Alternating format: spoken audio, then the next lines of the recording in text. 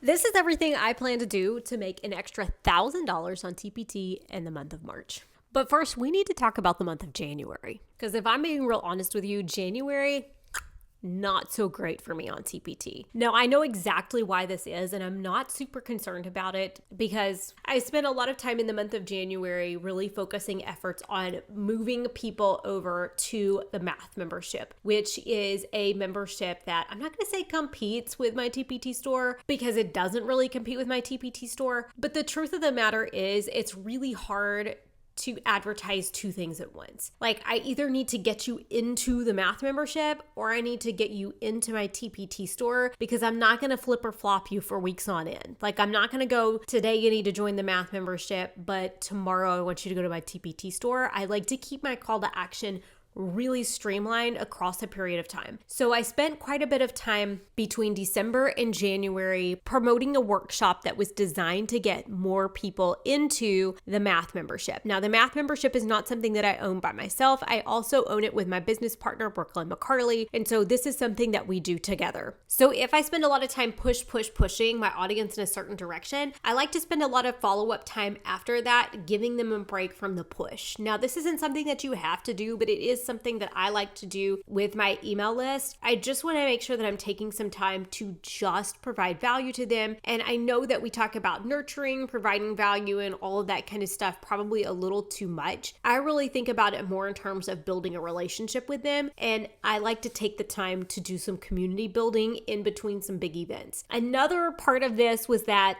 to be truthful, I kind of slacked on my email marketing. And I know probably some of you who've been around for a while are like collectively gasping right now because you all know I am not big on ghosting your email list. But January and February have just been a really busy month for me, personally, professionally, all the things, and sometimes something gets dropped. And for me this month, it was email marketing. Not saying I didn't do any email marketing at all, but just saying I was not on my A game, okay? I was also spending some time designing a new product line, which a lot of times I tend to get distracted with things like that, and it keeps me from doing some of the basic, more routine things that I know I need to be doing.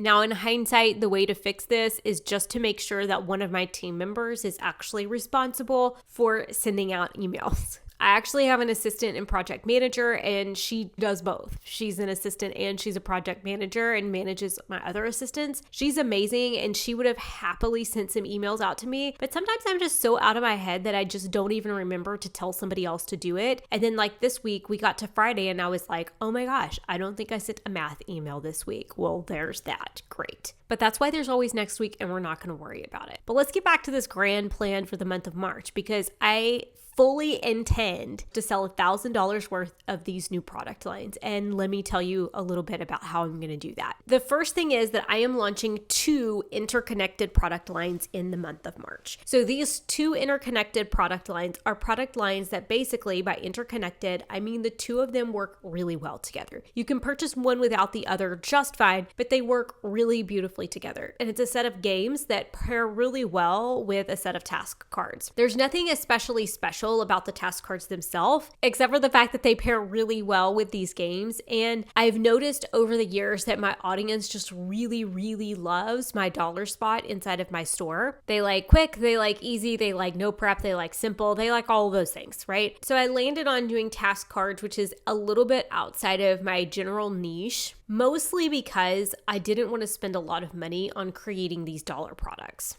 Back when I first started designing these dollar resources, I was doing them myself. So the investment cost me $0. It was just a time investment. I was using clip art that I already had, piggybacking off problems that I'd already created for other resources, and I was just kind of sticking them together. But now, to be honest with you, I don't even have time to do that. Like, I don't have time to be making task cards. So everything has to be outsourced for the most part.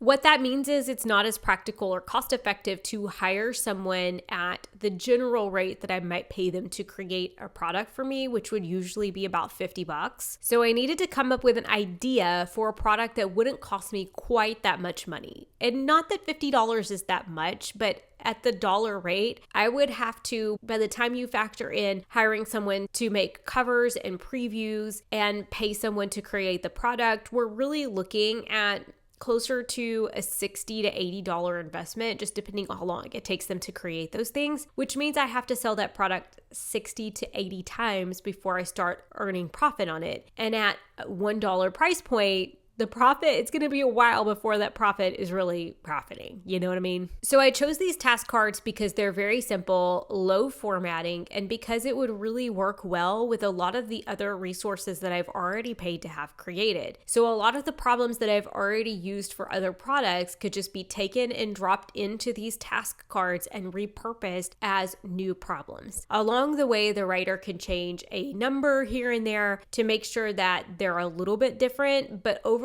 it's not going to take her nearly as long to create these, so it's not going to cost nearly as much to make. The other factor when it comes to having profitable dollar resources is that you really need to have a lot of them. Like, you need to have a lot in order to really get your money's worth. Because if a buyer comes in, they're really excited about purchasing dollar products, but I want you to think about it like this. If you go to the grocery store and you see a bunch of soaps for $1 and there are only 3 different kinds for $1, you're probably going to buy 3. 1, 2, 3, right? It's $1. It's a great deal if you're interested in it, you're going to buy all 3. But if there are 13 different kinds of soap, you might sift through those 13 different kinds of soap and purchase 5 or 6 of them, which means that you're getting a greater return on the traffic investment that you're making to that section of your store. And it's costing you the same amount of time or perhaps the same amount of money to get the buyer over into that corner. But because there's more for them to choose from, they're going to end up adding more into their cart. The same is true with a lot of your resources and product lines on TPT, especially when they're lower cost products. And then to really up the ante, I created a bunch of games that are all different themes that can work with any worksheets or any task cards. So the task cards are really just a natural complement. The teacher can grab a set of task cards, grab a pack of games, and they can have 3 different games for students to choose from to practice the same set of task cards. Or they could grab 3 different sets of task cards or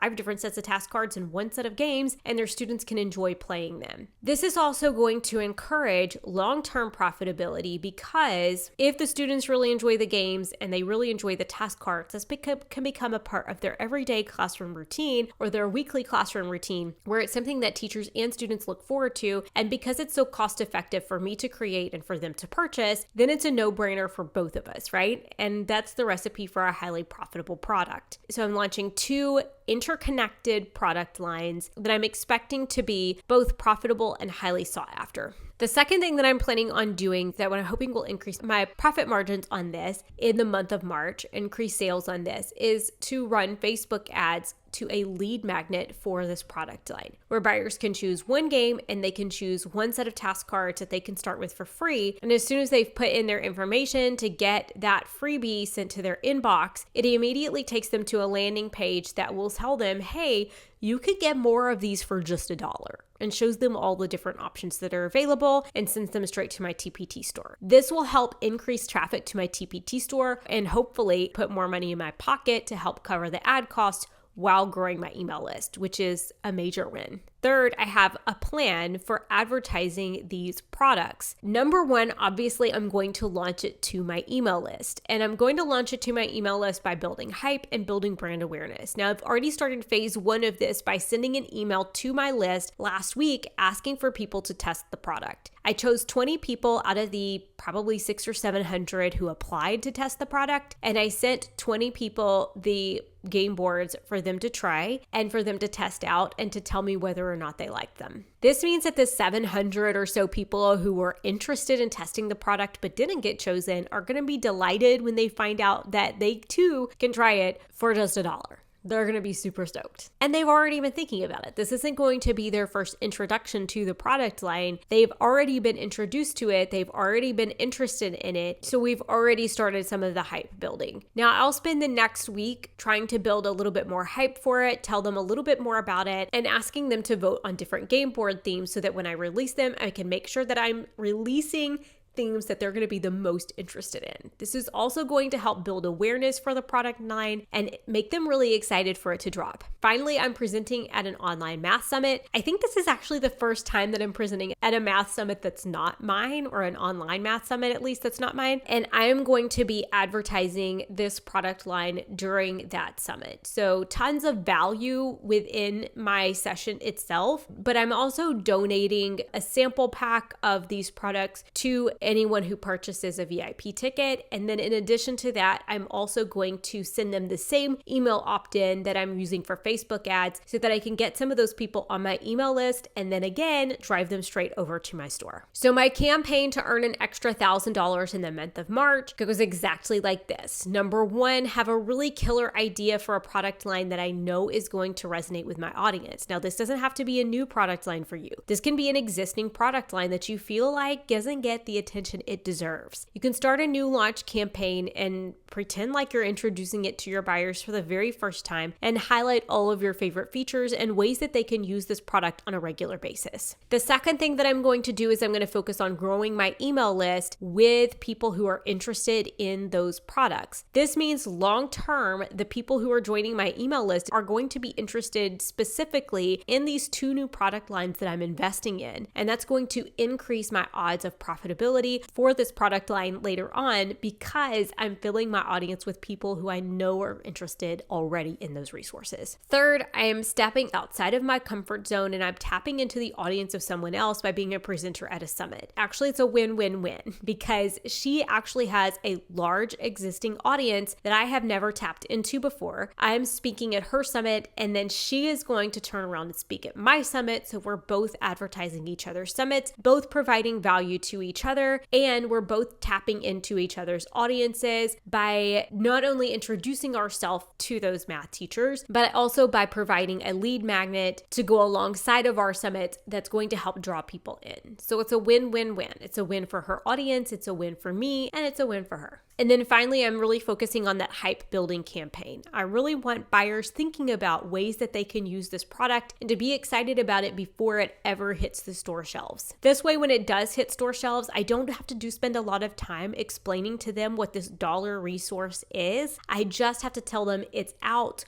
Go grab it right now, and hopefully they just start flying off the shelves. That's the plan. So I'll come back at the end of March and give you a little update and let you know how this went and exactly how much money in sales I made from this product line. But for now, you can go ahead and start adopting my strategy. This is not a new strategy for me with the exception of speaking at somebody else's math summit. Everything here is something that I've done before with success, and I'm really excited to do it again and to launch these two new product lines in the month of March. Thanks so much for being here, you guys. Now I have a fun little contest for you guys. And if you're listening via podcast, then you're going to want to do this on YouTube so that you don't miss out. Go check out the YouTube video so that you can leave a comment. And what I'm going to ask you to do is I want you to guess exactly how much money I'm going to make from these two product lines in the month of March. The person who is the closest without going over is going to win a free ticket to Teacher Seller Summit, which is an online summit for teacher authors. Now, the tickets don't open until April, but I will put your name down. You will get a pre-sale ticket. So you will get me one of the first official attendees if you guess the closest amount without going over. So make sure you leave a comment below, and with that comment, tell me how I can contact you. That way, if you win, I can send you a prize. If you want to comment your amount and then send me an email with your email address because you don't want to leave your email address lying around. Believe me, I totally get it. Just send me an email to lauren@therebrandedteacher.com. But do make sure that you're leaving your guess below, and then just send me an email and be like, hey, my username is such and such on YouTube. I commented this amount and here is my email address. You can do that, or you can drop your email address in the comments, however you want to do it. Okay. Thanks so much for being here, you guys. I'm going to see you right back here next week.